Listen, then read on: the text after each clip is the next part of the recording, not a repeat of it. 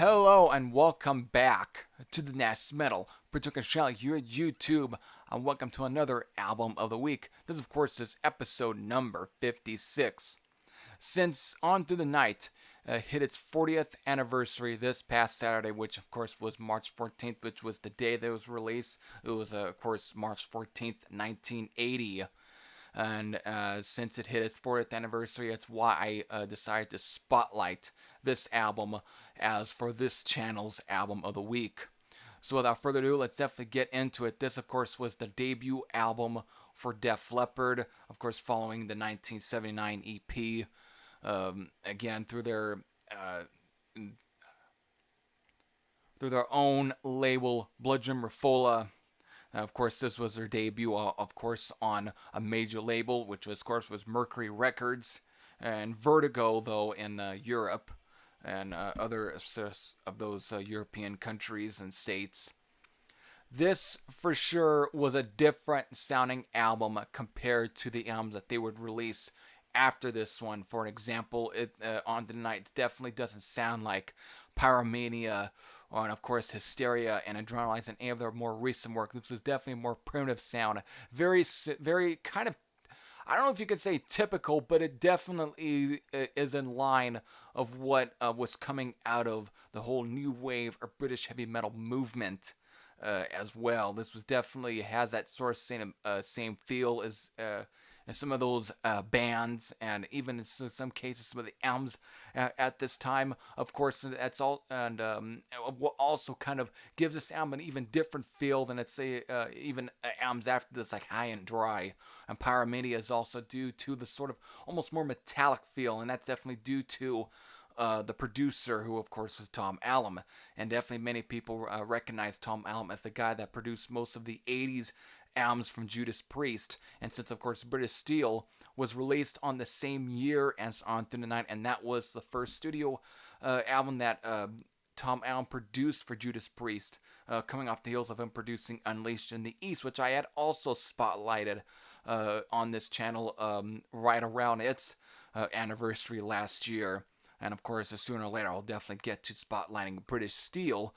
But when comparing these two albums that came out at around the same time, basically, there's definitely a similar production feel, and even as far as guitar tone and just the overall atmosphere of presence. I mean, for sure, the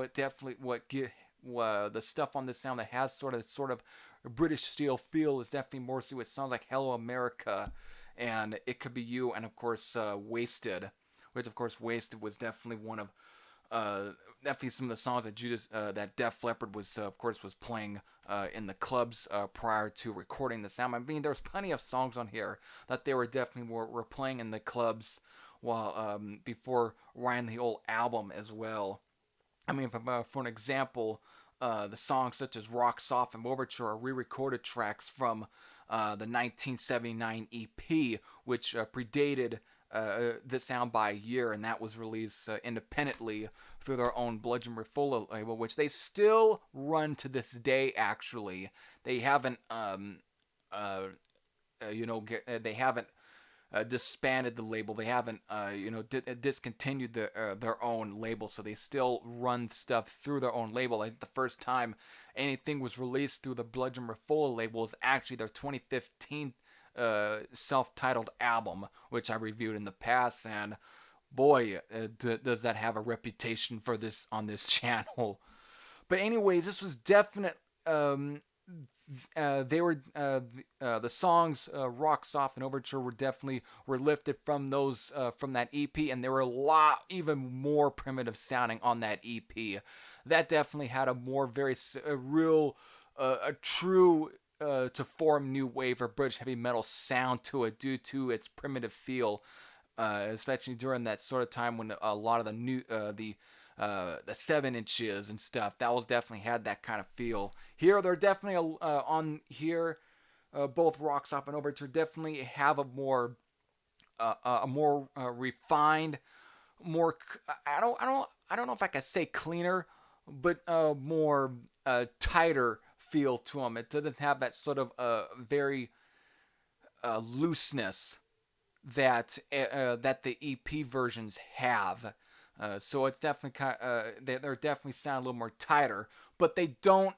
But to me, they don't though lose the power that the songs contain on the EP. That still retains that same power and feel, and it still is able to give the song still able to definitely rip and roar through most. I mean, they're definitely great tracks. Overture though is definitely the more epic song from Def Leppard. And it's probably the last time you probably would hear anything similar like to anything to Overture, which is definitely very, and also one of the longest songs. I mean, of course, to not try and completely erase any of the what is it? Some of the longer songs that they would do for Hysteria. I mean, there's also those fucking was it single versions or extended versions, whatever. And like I'm not too, which those are just kind of filler versions. But this is probably the real long song from Def Leppard that they haven't yet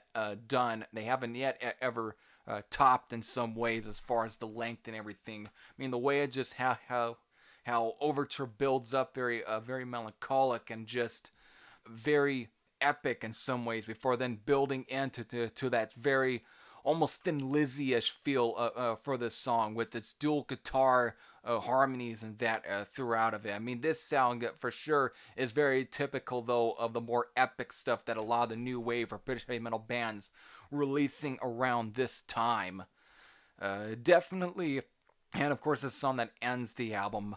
But there's other great songs within this album that are definitely good. I mean, there's still, I mean, as far as to even kind of still continue the sort of almost Thin Lizzy comparison, I mean, you definitely get a lot of that sort of twin guitar dual attack stuff from this album. I mean, it definitely kind of shows how much Thin Lizzy played a huge influence in this band. Even in some cases, even Wishbone Ash. I mean, a lot of those kind of bands influenced a lot of the new wave or British heavy metal movement. Especially if you listen even some of the stuff from Iron Maiden around this time, you definitely can hear a lot of that progginess as well. But definitely the kind of now that together, there's plenty of other good songs. I mean, Rock Brigade, which of course was another song that were playing in the clubs. I mean, I can go off and on. I mean, most of the songs in here were written prior to the sound. I mean, even early versions of like Rock Brigade and Hello America and Wasted also exist in like either BBC form or 7-inch single form. I mean, the Hello America 7-inch definitely sound. The song on theirs has a much more definitely more raw feel. But that single also contains a leftover track that wasn't added onto it, which is another great fucking track. That, of course, is the song Good Morning Freedom, which is a killer fucking track. Though I definitely seem to now kind of prefer the BBC or Friday Rock Show version of that one, which has a really cool feel to that one. But that's definitely another great tune off that was kind of left off this album. But there's definitely just some other great stuff on here. I even also dig When the Walls Come Tumbling Down, which is a much more darker song, actually. It definitely had that sort of progginess feel to it. I mean, the way it opens up with those spoken word stuff from the narrators, which is so fucking British, though. But it has that real almost dark proggy feel before it goes into a pretty heavy melodic track for him. It's definitely a heavy track, too. And as far as some of the other heavier songs I've heard, I mean, Answer to the Master is definitely a heavy fucking song. The way it just has that sort of that twin guitar feel to it, which is kind of maidenish actually for it. I mean, I know nobody can ever really compare Def Leppard to Iron Maiden, but the song Answer to the Master is probably the closest I think Def Leppard has gotten to almost kind of sounding similar to uh, Iron Maiden in some parts. Just a very killer way it starts, and it's definitely one of my favorite songs off of this one, along with "It Don't Matter."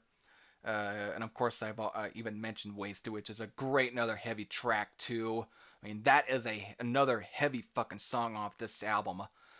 For anyone that ever tries to deny that Def Leppard were never at least a metal band, never heard On Through the Night, because this one definitely has a lot of sort of those British metal feel. And I even should also point out, as far as the musicianship, this is also the more almost slightly technical feel that I think Def Leppard has ever gotten on an album. From of course again from the again the dual guitar, that twin dual guitar attack of the sound, to even also to probably the guy who doesn't get a whole lot of credit as far as when it comes to bass playing, which is of course was Rick Savage. His bass playing is definitely predominant around all throughout this album.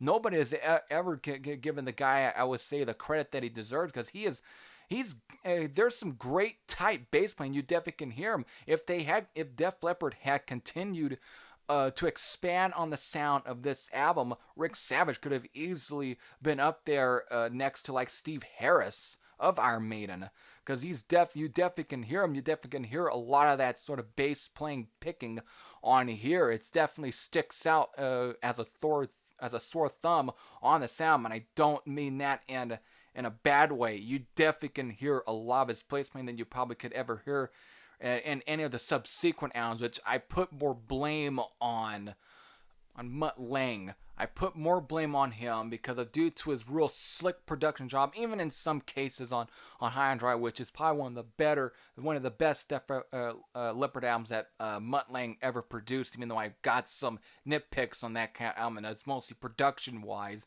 but that one you barely can. He really made sure that Rick Savage's bass playing was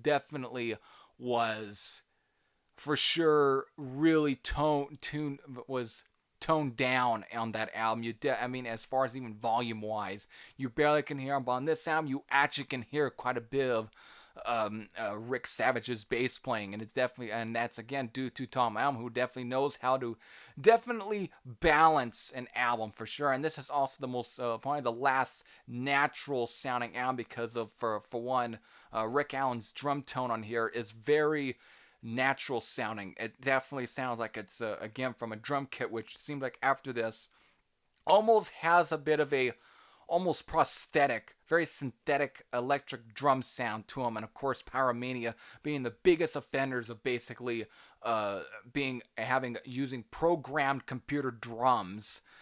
Even some extents, I even kind of question the drum sound on High and Dry. I definitely have a little bit of a bit of question for that, and have really wonder whether or not if he actually recorded any of the drums for that album, because the way the drum snare and everything sounds so awfully familiar to another album that Mutt Lange had produced. But anyway, this is probably to me the last natural sounding Def Leppard album, because everything just sounds, I would say, very balanced. It's mixed well. There's nothing on here that sounds overtly overproduced. There's not a whole lot of tons and tons of layers that don't belong there. It definitely sounds stripped down compared to though not nearly as stripped down as the stuff that like the single versions and the EP and stuff. It definitely was even more stripped down. But this is still, to me, compared to any of the albums that come after this one, is definitely more stripped down. It's definitely it just has a great feel to it that is able to kind of lift up a lot of the album's atmosphere and sound and the songs for sure. The only other weak point I guess I could definitely say for this album is, for one, is Joe Elliott. I mean, be quite honest, I don't think you ever can say Juliet was ever a great fucking singer to begin with. I know many nowadays, whenever talk about the fucking hair metal movement, they always just seem to always throw him as one of the best vocalists. But be quite honest, I'm not too high on a lot of his singing. I mean, he's not bad, but on here, you definitely can tell he's not the most, well-rounded, well-structured. He's very amateur sounding here, but in the same way, though, that does kind of lift up the album in some aspects because of, to be quite honest, the new wave of British heavy metal movement didn't really wasn't always known for a lot of great singers. I mean, sure, you Bruce Dickinson for an example. John Denver. Besides those two singers, there was definitely quite a bit of amateur singers. But be quite honest, Joe Elliott's almost amateurish, kind of off key kind of notes, singing notes on this album. In a way, does kind of also elevate some of the album and is definitely able to definitely really retain its new wave or British heavy metal feel and its vintage new wave or British heavy metal feel to it. So all in all, I think this is definitely one of Def Leppard's best albums. It's definitely also one of my absolute favorites. It's a great album, and so I definitely had to spotlight and celebrate this album on reaching its 40th anniversary. So I think this is definitely a great album. So with that, I know all of you are definitely familiar with this album. Definitely let me know what you thought, and who knows, since its anniversary probably or after this video are probably now inspired to probably re-put that album on just for old time's sake. So that, until then, this Heavy Thrash, I say I'm out. I'll see you all later. Take care, everyone.